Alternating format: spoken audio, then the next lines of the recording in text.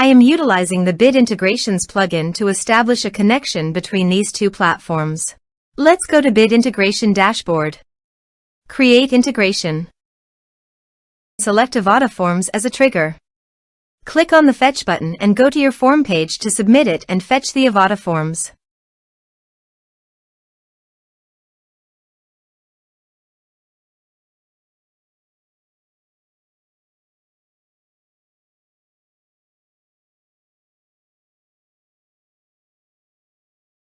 Submit it.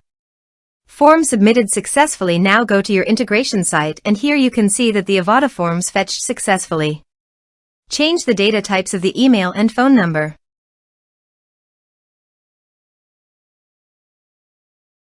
Set action. Search and select an action.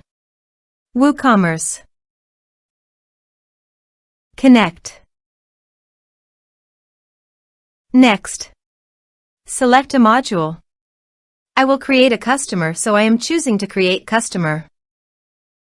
Map the respective fields. Here are advanced features in conditional logic.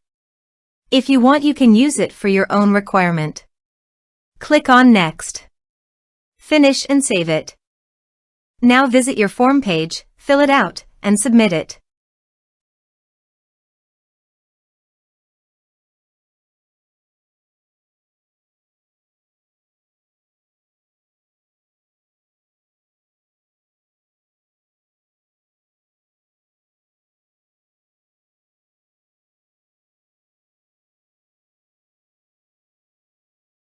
Form submitted successfully.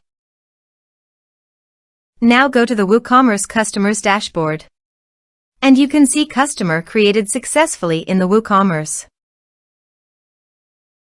Thanks for watching.